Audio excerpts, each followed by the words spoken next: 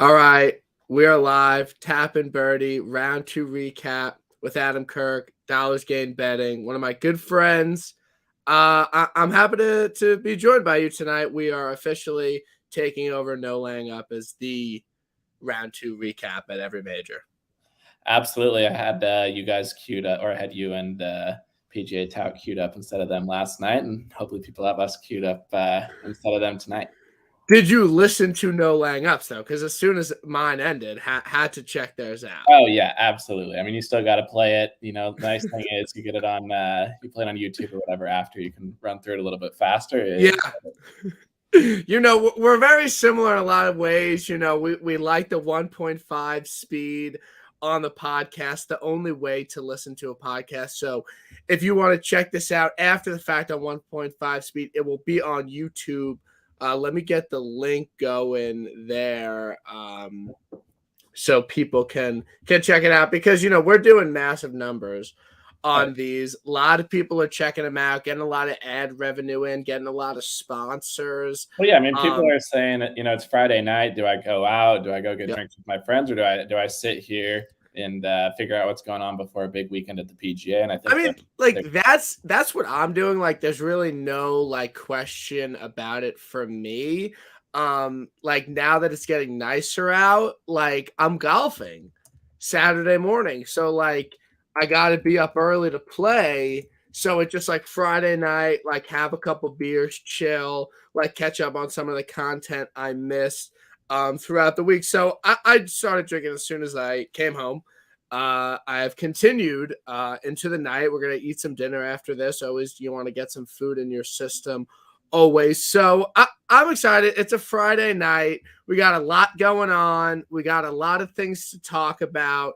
But I wanted to have you on because I know that you watched golf all day. And, there was one thing you were doing, and it was watching golf because you were doing something on your own and you were trying to build your website and you quit your full-time job. So I want you to talk to me a little bit about what you're doing, what that entailing, and what are the kind of the goals you have in this space.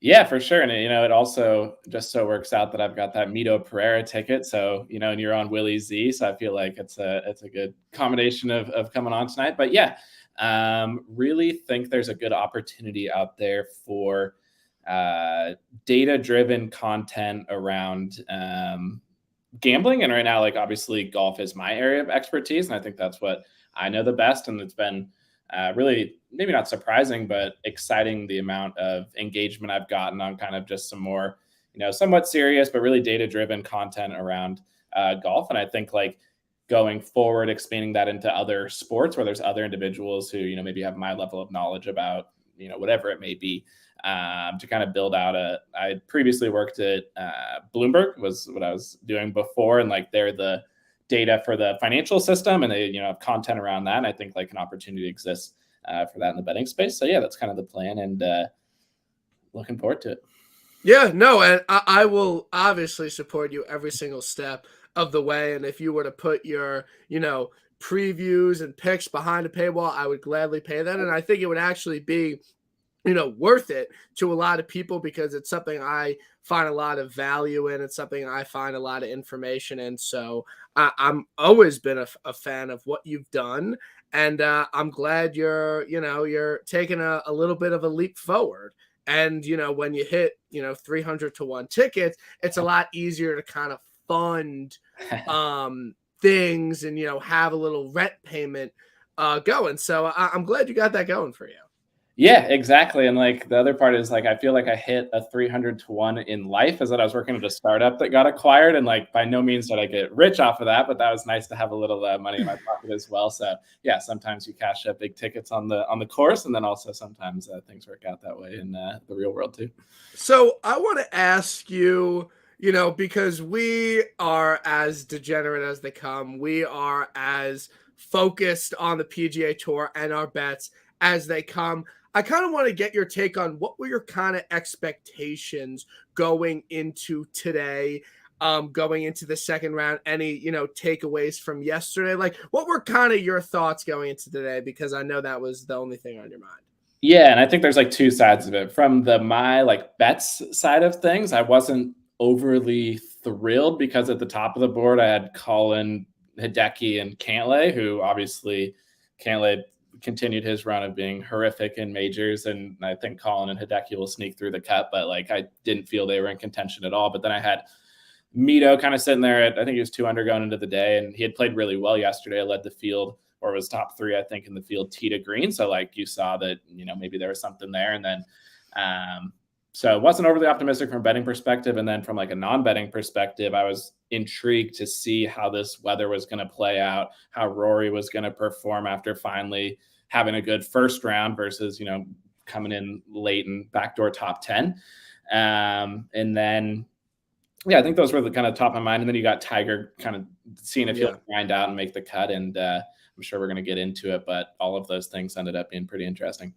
Yeah, like the first thing I kind of want to get out of the way, and I would send out a tweet or something, but we're going live. I'm issuing my thoughts. Like, just the one thing I kind of want to say about the AM PM wave thing is that there would have been so many people that would have absolutely shitted on everybody in the industry and all like the touts that said, oh, stack AM, oh, there might be an advantage AM PM. They would have absolutely shat on everybody if it even turned out half to be as true.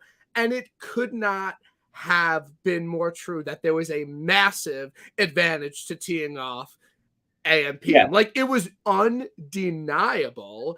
And I just kind of want to put that out there because, people are quick to, it's a lot easier to get engagement and people to, make things when people are wrong. But when the community and people are finally right about something, you don't hear anything. So, I mean, it was just really as clear as day. Yeah, no, I mean, I'm looking at it now. It looks like it's going to be a shot on each day for the AM PM wave from Thursday. And I tweeted on Wednesday evening, and I kind of said, like, there was a time period early in the week where it did look like it was possible that literally nobody in the PM AM wave would have any chance because it could be a 4 or 5 shot difference. And then like literally nobody has a chance.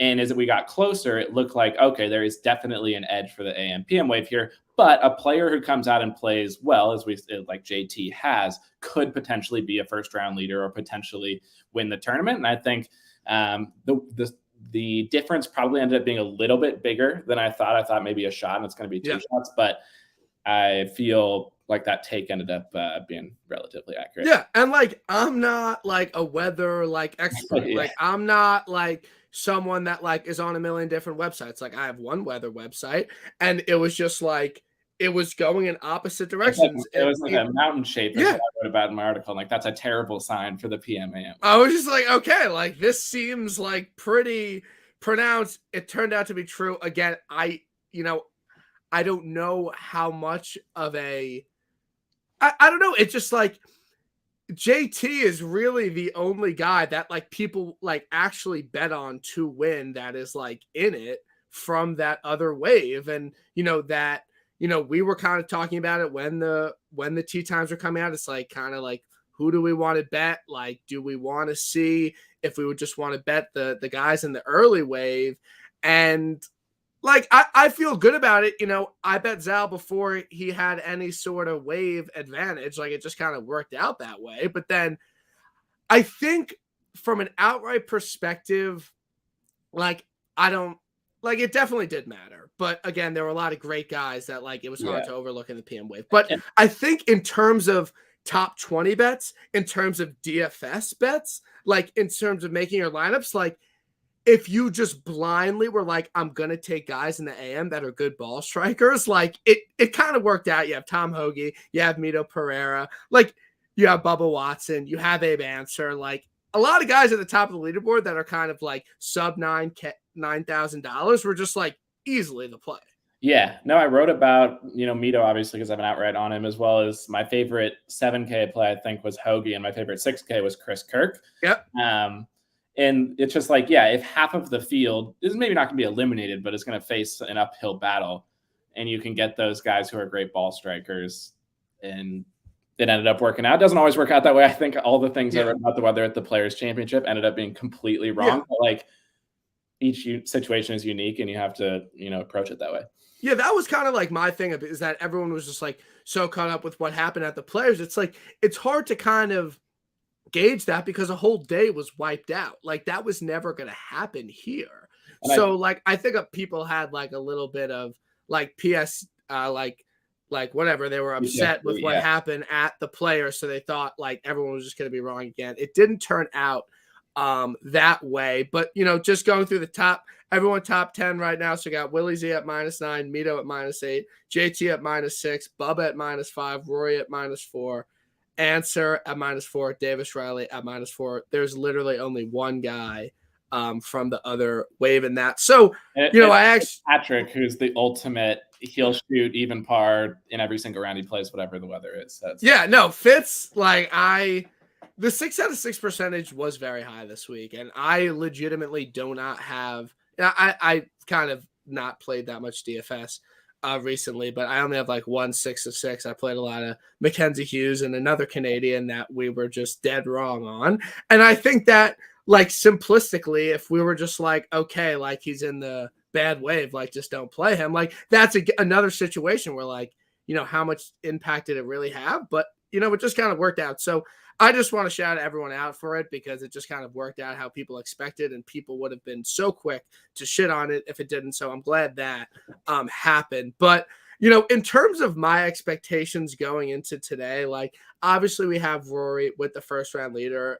You know, I talked about it with Tout. Like it genuinely made no sense given his major record that he would be first round leader. And then it's just like all these questions of like, you know, can he back it up? Like, can he do it again? You know, no Lang. I know we live in a bubble, but a lot of people were just very quick to be like, well, if he's doing it on Thursday, like this is kind of. That's what I was going to say. It's like everybody just said, oh, well, he shoots great scores on Sunday and Saturday when he's behind. So now that he's in the lead, he's going to, you know, do that again. But he does that because there's no pressure when he's in that situation. So like, sure, he could, but like, it's completely uncomparable situations of like what he's going to do when he's in the lead versus when he's, you know, T12 going into. Yeah.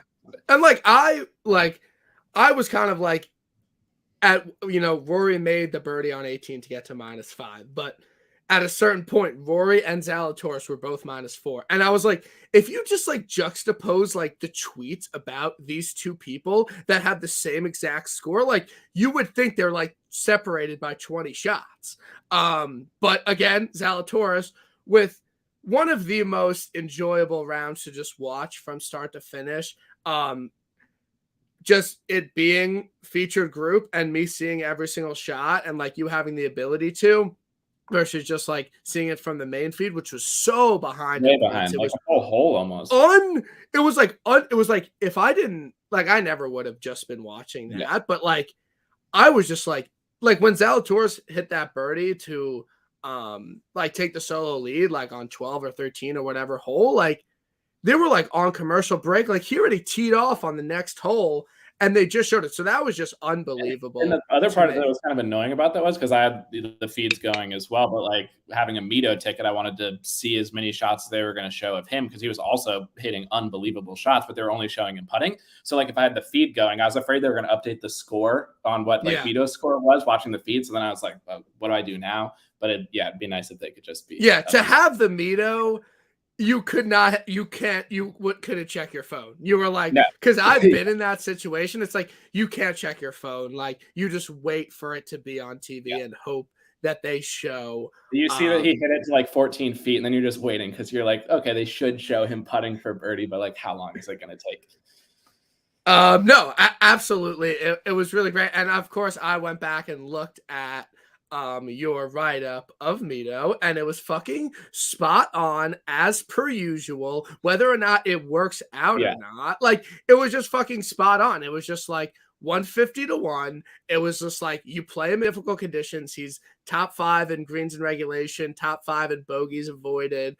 Like he's been playing okay. And then of course, which is what I love about you, is that you were like, PGA Championships have proven to post random fucking winners, and random shit has happened. And we haven't had Phil throw him out the window like he was a proven winner. It was obviously a crazy thing to happen, but we haven't had any Keegan Bradley, Jason Duffners of the world in a really long time. So when kind of circling back to my point, like I left work. I was watching at work. I wasn't working. Like I was literally just watching. And I was walking to my car and Zalatoris was just -5. And it was kind of like Zalatoris and JT. Like that. And I was like, what is a more PGA Championship winner storyline? JT winning a second in like his first major since 2017, his first win since the Players, or Zalatoris like getting his first major win, first win on the PGA Tour at a major. And I was like, it like the storyline has to be Zal because that's usually what happens at the PGA.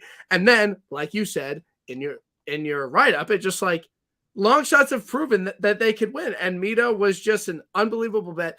Regardless of whatever fucking happens, there's still 36 holes. Like it was just an unbelievable bet. And when you have a guy in contention like this, it opens you up to hedge, and it just helps out. Yeah, and as somebody who has a lot of golfers who finish second place, I'm becoming an expert in hedging. But I think what's interesting too is like what I wrote in my article was that the reason I liked Mito is it kind of reminded me of Zalatoris and some of his first major starts, in that he possesses the ball striking to do it, but he just hasn't really had the opportunities. And like Zalatoris showing that you can show up in a major without a lot of experience and just be a really good ball striker and actually perform well was one of the main reasons why I was like, okay, if Zalatoris can do it, why can't Mito? Like their stats looked relatively similar to where they were in their careers. And then their piece was Mito did have a pretty strong performance at the Olympics, which like not a huge event, but like I'm sure he was pretty nervous playing in the Olympics representing Chile. So yeah, it's pretty exciting that it is Zalatoris and it is Mito who kind of Mito's like a couple of years version of what Zalatoris is. And like, yeah, do I think Mito will win? No, like he's still he's still a long shot in this scenario, but this could be something we look back on in a year when Mito's in where Zalatoris is now. And we say this was one of his, first moments on this stage. Yeah. And like, I don't really know what to think about Zalatoris because, like, for whatever reason, I had no kind of expectations going into today's round. Like, I didn't think, like, oh, he could shoot a -5. Like, I was never kind of hopeful about Zalatoris. And full disclosure, and I will admit this every step of the way, like, I genuinely wanted, because I bet it 2 weeks ago, like, I really wanted to cash out my Zalatoris ticket. So I have it's fine. So I have $80 on it, but I have 40 on the 40 to 1 and 40 on the each way. Oh, nice. So it's only to win $2K, which is fine. That's a little bit above what I like to win.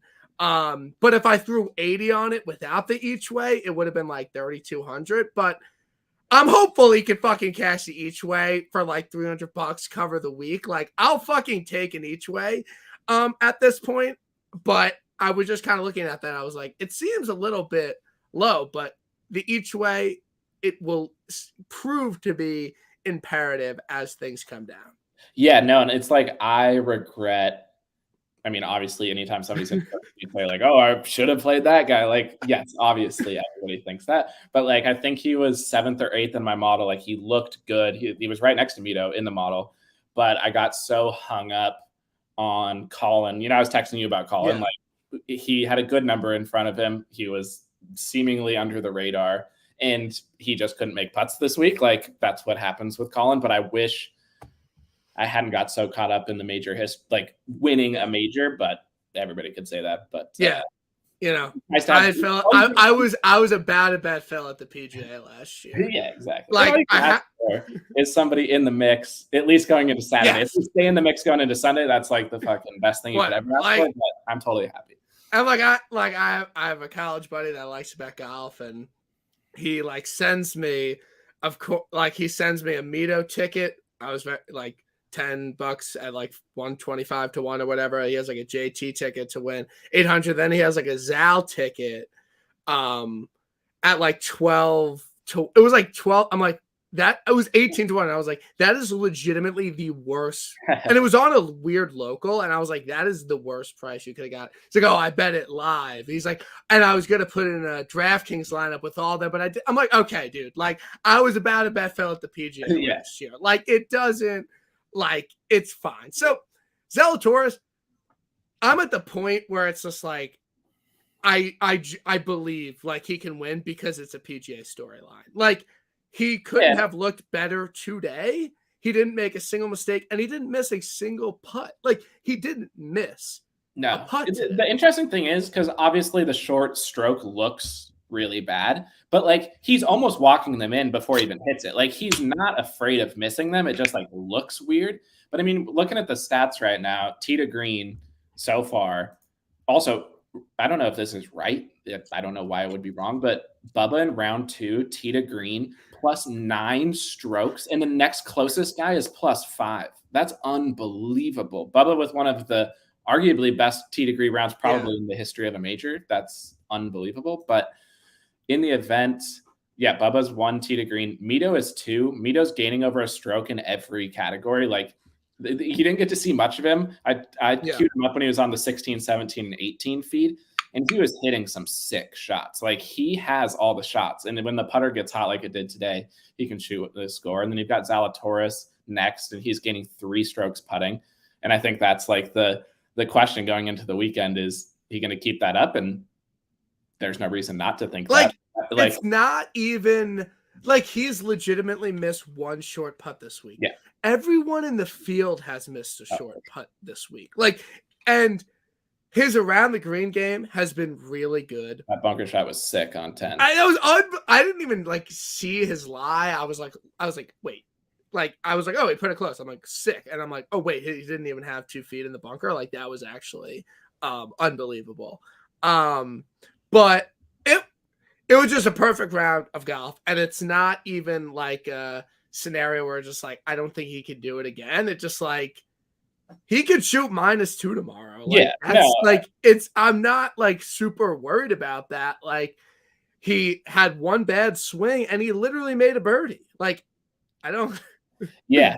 No, I mean, I don't see him as a type of player who's going to like fall out. Like at this point, you expect him to be in the mix, at least on the back 9. And then it's like, whatever's going to happen is going to happen. But he's doing what he does, which is great ball striking. And now the putting's allowed him to like distance himself from the field. He could be average putting the last 2 rounds and still be completely in the mix. And that's just a question of like the guys behind who makes like there's enough guys now who have lined up at like -4, -3, -2. Like somebody's going to make a run in that further back group. And it's just like, who's that going to be? So what are you seeing? I want to talk about JT. But let's talk about JT for a second, because I was saying this in the group chat, and I was just like, people like a lot of tweets today. It's like Rory. I mean, JT is just sick in difficult conditions. Like he did it at the Players. He did it this week. It's like no one. I could be wrong on this, and like I'm kind of new to this space. Like I don't think anybody thought before the Players like you play JT at difficult conditions. Am I mistaken? No, I think the only thing that like it made me even look at JT this week, beyond the fact that obviously all of his stats are good, is like, yes, okay, that's one reason to look at him. But like the second level of looking was that on paper, how I expected this tournament to play out with like a relatively low amount of green in regulation, like a medium amount of fairways in regulation, like driving was going to be important, but it wasn't going to be the end of the day. It looks a lot like Quail Hollow did in 2017 when he won there. So that was interesting. But yeah, I mean, like, I don't know what the winning score of that PGA was. I don't remember it being like incredibly difficult scoring wise, but it was difficult in like the statistical manner of like the number of greens that are going to be hit and the number of fairways that are going to be hit. But no, I don't think people think of him as like a grinder, big pars like type of guy, but he's been in every category. He's been so good. That, like he's just better than the other players. He could play in any conditions, and he should, be top 5, top 10 like he has been pretty much all year. Yeah. Like JT, like I was kind of like, I was out, like, I was like, I'm glad he's just like in the clubhouse. Like, I'm glad that's all he could do. And now I was kind of like, let's just see and wait till Sunday once everyone's kind of on the playing field. Everyone has the same advantage. But the thing about it is like Mito and Zal, it's just like he's 3 strokes up on JT and he's 2 strokes back Mito, it's just like that's a big cushion in an event where the winning score, I don't know, might be -12, -13. And I Like, think it's reflected in the live odds. Like I'm opening up DraftKings right now. So it's Zalatoris at +210. which is unfucking believable. JT at +350. Mito at +500, which to me is way too low, but like Yeah. I'll take it. Hammer Mito live. Hammer Mito live. And then we got Rory at +650.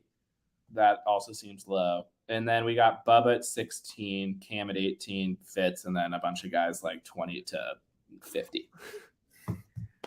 Yeah, your boy Cam pegged Aaron Wise in the head today. Okay, a drive on whatever hole that was. Like, again, people are making this joke, and it's like it's not mine. Like, Cam Smith gave all his.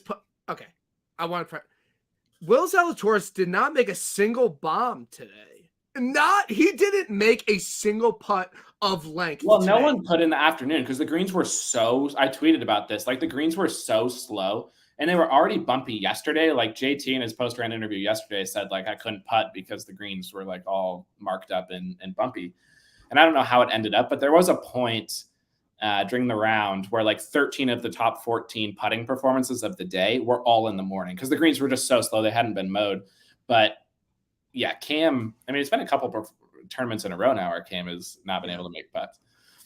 Yeah, Cam, it just like, whatever. I bet him outright. Like, I legitimately, we're talking about it. I was like, I'm either going to bet Scotty or Xander and Cam. I obviously made the right decision, but Cam, like, it was these past 2 days, and it's moot at this point because he's never going to win this tournament, but the amount of putts he let out there was just unbelievable for the past 2 days. And I would make the joke, he gave all his putting ability to Zalatoris. I'd like the fucking stats on it. I don't think he made a putt outside 10 feet today.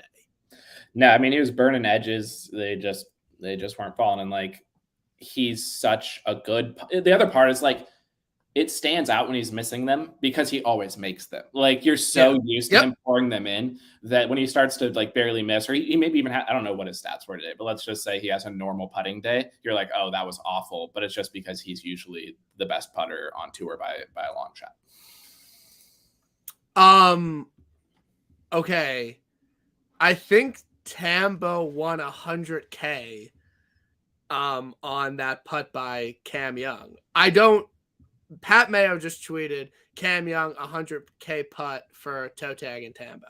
Did he birdie 18 or something? I don't have it on, so I don't know what No, I don't know what happened. He must have made some birdie, but I would assume that Tambo was in some high stakes showdown contest, and so we'll have to see on that. But yeah, I think Cam Young did whatever. He is playing well, and he was someone that was a perfect example of everyone thinks is going to be massive chalk and 25% owned because Pat Mayo talked about him in his Sunday preview show, and he turns out to be 13% owned. And I just feel like that happens so much, and people are very quick to, kind of categorize people as chalk. And then everyone hears all week that they chalk, and then he just doesn't. I mean, Cam Young, this is through 17 holes, but off the tee, he was gaining plus 2.2 strokes. Like, yeah, and then he gains 1.9 on the greens. So quickly going back to Cam, what do you think his strokes gain putting was today? Yeah, I know. I have it up. So I know that he was like slightly, I mean, he was barely positive, but like, yeah, it just doesn't look makes no sense. Yeah. It like, I don't even get.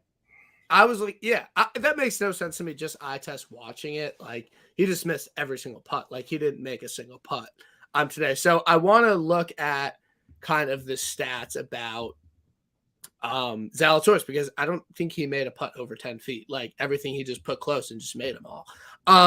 But my question to you is, I'm looking at the weather right now. What are you seeing from the weather over the weekend? I'm looking at it. It looks like pretty sustained, like from between 10 to 15 mile an hour. And then, at 2, it goes up, and at most it's going to be about 17 miles an hour. Like, do you think we're done with weather playing a factor, or everyone's on the same playing field now that can win this tournament, that it won't matter too much? But are the conditions going to get that crazy?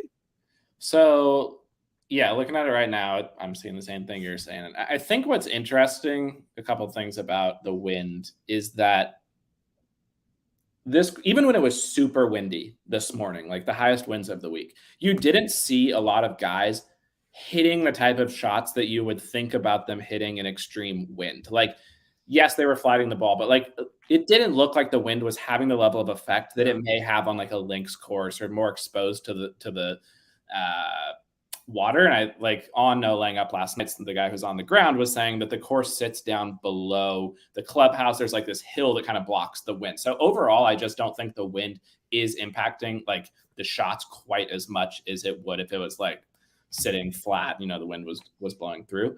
But I do think, and I mean, like the live odds kind of back it up. There's only maybe 6 to 10 guys with like a legit chance left in the tournament. And obviously they're all going to be teeing off around roughly the same time. So I don't think it'll have an impact. It looked like it may rain a little bit overnight. That might like soften it up in the morning. But yeah, maybe, you know, somebody comes out and can shoot a low score. So that maybe somebody around like even par or 1 under, a little bit out of ahead, but I wouldn't expect it to end up playing a meaningful factor in the rest of the tournament, with the exception that like it is going to come from a different direction, it sounds like. So that may at least, you know, cause guys to have to think a little bit harder than they would if the wind was the exact same direction the entire time. Yeah, no, yeah. Okay, Tambo, yeah. It looks like he won 125 K. Oh, no. It's not over yet, but he Oh, no, I think no, I have no fucking clue. I don't know, but he's leading the 300K pitch and putt. So, you know, pretty decent. How is your DraftKings week looking? How's your $200 single entry? Was Corey Connors in it? Like, what do you got going on in DK this week? The only things I did was the $200 single entry, which I think ended up being 6 for 6, assuming that Max made the cut, which I assume he did. But like, I think Hoagie was my ticket to any sort of nice success there, and I think he fell back. And then I made 2 lineups in the $25 Millie Maker, and I think those are completely dead. So we may be able to sneak out like a minimum cash in the single entry, but that's the what is this going to get there? Yeah, no, you know, DraftKings, it's tough. I lost all my money on it. I'm over the $200 and $100 single entry every week. Just do the 33 and the 12. Like, just play that. I'm not a high stakes player. Like, it's a lot different than kind of betting guys outright. So I'm fine. And like, with I was just gonna like in the like I've focused so much on like outrights, obviously, and then every now and then toss in some placements, but like DraftKings is like DFS is very, very difficult because it goes beyond just your ability to pick golfers. It becomes your ability to like think about what everybody else thinks about the golfers, and that takes so much time as well. But yeah, obviously it's another avenue for either winning money or losing money, and more often than not, it's the latter of those. Yeah, and like I listen to a lot of, you know, high stakes DFS players, and you know, they talk about you can't like have pride in your picks, which is basically the opposite of outright betting. Like, it's like you have to play guys that you don't see an edge in just because of their ownership, and like that is just fundamentally kind of opposite of outright betting, because outright betting, you're not betting guys that you think, oh, not a lot of people are betting them, so I'll play them. So I think it's tough in that sense, and that's why I'm done, you know, playing a bunch of money in DK, because I would rather just play a little bit, you know, maybe have a 6 out of 6 every now and then, and have a big hit every once in a while. But it's very hard to do, obviously. So we got to talk about Tiger a little bit. Absolutely. He's good. Not only is he good, his ability to battle and make the cut today. And I mean, it started yesterday on the back nine when he could barely walk. And he's out there like, I don't know what he shot on the back nine. It wasn't good, but it could have obviously been worse than it was. His ability to grind and make the cut, when all that making the cut is doing for him is making him play 2 more days and get more. He has no chance of winning, and he knows that.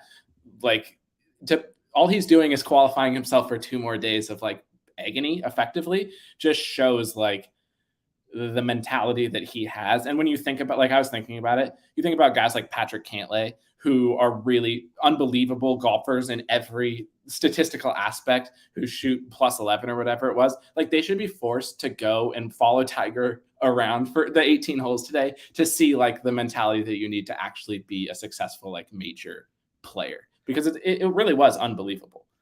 It really was. It was very impressive. And like, just how he played and like some of the shots he hit and just grinded. Like, it's weird Tiger being in the mix is because like we follow the PGA Tour every single week. So then just like you plop him in and just like, wait, this guy that like he was like he was gonna die like a year and a half ago. Like, it doesn't really make sense. But Cantlay, like, I'm not giving the hindsight 2020 this one. Like, I had to write up one guy to fade. It was Cantlay. I've talked about it for the past 2 weeks.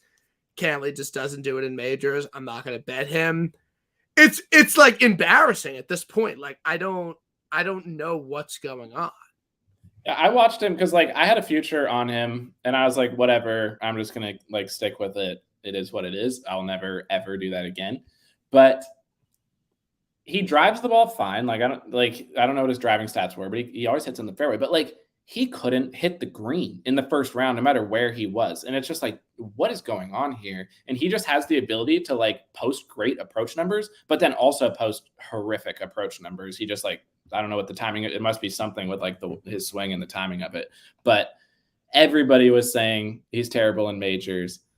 And the stats spoke for themselves. And then he comes out and probably has his worst ever major performance right after everybody was thinking that. Like, tough scene for Team Cantlay this week. No, I don't know what it is. Like, I don't, like, it literally makes no sense to me how he's not great in majors. And it's just kind of a thing at this point. Like, I don't really know what's going on. But yeah, I almost asked like on Twitter for somebody who maybe knows more about the golf swing or like more about something about like why this is happening. But he's the only player of his ability to consistently do this. It just doesn't. Yeah, it makes no sense. And going back to Tiger for a little bit, like, people like, it's like I think a lot, a pet peeve of mine that I have is that one person will say one thing and then someone will go on a podcast and say everyone's saying this and it's just completely erroneous. Like, I've heard some people say that he has a chance at St. Andrews. Like, that is the most ridiculous thing I've really ever heard. I don't even care at this. He has no shot to win at St. Andrews. Like, just because it's a flat golf course and he's won there before, like, it doesn't mean that he could shoot 20 under and beat the best players in the world. I don't see that happening. Regardless, it's moot at this point, but it's very impressive to see him, like, that 5-iron he hit on that long par 4 16. On the back. Yeah, that was sick. That was unbelievable. Like, that was really a really, well, really, and before really that, like, he was basically on the cut line for, I mean, I think he started at +4 and the cut was +4. So he literally teed off on the cut line. He knew that. And then before he hit that great 5-iron to make birdie and kind of like lock down that he was going to make the cut, he poured in a long par save on, I think it was 14. And then he got up and down from a bunker when the announcers were like, oh, he's got no chance from here on 15.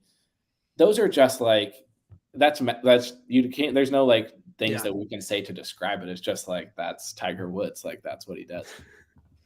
So going into the weekend, we have the final group together. Like, what are your plans? Like, nope, like no plans at all. I'm sitting down and I'm watching every single shot of this final group, and I'm just chilling on the couch, and we're sweating some decent sized tickets. Yeah, I mean, I think I was rooting mostly for Mito to get into the final pairing solely because that would force them to show a lot of Mito's shots. Like, if he, because they don't respect, like, the broadcast doesn't respect Mito, like, and I can't blame them for nobody else outside of like golf. Exactly. Like, literally, like anyone just casual fan watching this like has no idea who Mito is. I mean, it's pretty crazy that Mito is T2 in the PGA Championship after he was effectively just kind of like a meme of Twitter of like, this guy's pretty good and now he's T2 in the PGA. Yeah. And one thing I want to say, no one cares at this point. No casual fan gives a fuck about the PGA Championship. Like compared to the Masters. Like we just did the Masters. So I got all that interest from the casual fan, from the Masters, from my boss, from my coworkers, from my friends, from podcasts, from people that do content, come on for the Masters, talk about the Masters, ask me about the Masters. Like I haven't got a quarter of that for the PGA. Like this feels almost like a player's feels like a player's championship in terms of the minds of like just regular golf fans. So that's right out the gate. I don't think anyone knows who Mito is, so that's just hilarious. But I'm glad, like, if it was Zalatoris JT final group, I wouldn't have vibed with that. But a Zalatoris Mito final group, like, it benefits both of us. Like, yeah. And I mean, like, I think we're the same way. And I think, you know, most of the people who are in the content space, if you're not going to win, you want somebody that you're friends with to be successful. So I think that's the exciting part. And then, yeah, I mean, it's just an interesting, like, I have zero idea of what to expect from Mito tomorrow. Like on paper, statistically, if you removed the names and just looked at all the people statistically right now, like you would say, oh, that guy's doing everything well. Like he should play well over the weekend. And then you put the names there and you go, okay, this guy's best. Like he's known for winning a few times on the Corn Ferry Tour. Like that's his claim to fame. That doesn't make you optimistic. And then you've got Zalatoris, same thing. You look at it on paper and you're like, damn, this guy's putting the lights out. He's doing everything good. And then you think about it and you're like, oh, it's Will Zalatoris. Like that's not something he's done historically. There's a lot of, and then you've got JT, who has not been winning much of anything lately, but, you know, is a former major champion. Bubba's an interesting story. Like Bubba might be the most interesting of all the guys on the top of the board. Like Bubba winning another major would be unthinkable. And then you got Rory, Honest Abe. Yeah, from a purely like nerdy golf perspective, it's a pretty interesting leaderboard. Davis Riley, like he's like, it's a good leaderboard. I'm excited for it. Yeah, no, I'm excited. I'm gonna golf early tomorrow, and then just absolutely watch golf until it ends. Hopefully, we can hop on with some good news, and hopefully, you know, maybe we can, you know, kind of hedge with each other a little bit and throw some money the other way, because I have no problem doing that. Maybe the fact that I have the Zalatoris each way might change things a little bit, but if they both shoot 200 tomorrow, that's a fucking win. Just don't. Yeah, I mean, I think tomorrow's goal, and this is always the goal on a Saturday, because like as somebody who, as I've said, and as you know, has a lot of people who seem to somehow not win the tournament but finish second, like I now realize that Saturday means nothing in the grand scheme of winning the tournament. It really is just like, don't ruin your chance going into Sunday. So I think like our best case scenario, like you're saying, Willie Z, Mito, they don't completely fuck it up. They stay in the mix. And then I guess question would be, if you were, not that we need to do this because we have the two guys near the top, if you were looking maybe, I mean, JT and Rory are obvious. Besides JT and Rory, which guys, or maybe two guys, do you think are most likely to, at least on Sunday, you start to think like, oh, that guy might, you know, have a chance of winning it? I don't really see many.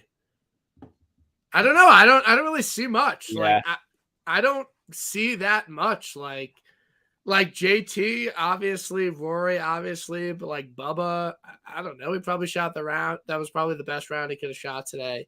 Abe Answer, Davis Riley, Matt Fitzpatrick. I'm especially not worried about Matt Fitzpatrick.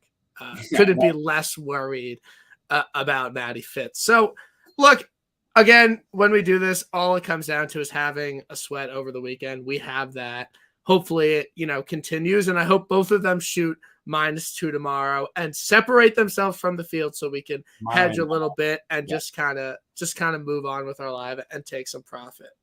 Yep. No, I agree. I think the most surprising thing, when I'm scrolling through the leaderboard here, is that Ryan Fox, who absolutely boned me on the European Tour last Sunday, like one of the worst chokes down the stretch I think I've ever seen. he is somehow -1. So that's a little like triggering when I see that. But yeah, no, I agree. There's not a lot of names here who you'd expect to chase down somebody. Like if Zalatoris or Mito shoot around par, maybe at 1 or 2 under, like it's going to take a ton for somebody outside of JT or Rory to chase them down. So totally agree. And yeah, tomorrow should be a good day. Yeah, so I appreciate you hopping on. I'm glad we could chat. I'm gonna finish my dinner, have some more beers, watch the No Laying Up preview show, compare it to ours a little bit, and I hope you have a great night. Always a pleasure hopping on, and I appreciate anyone who checked out the pod, and I hope everyone has a great week.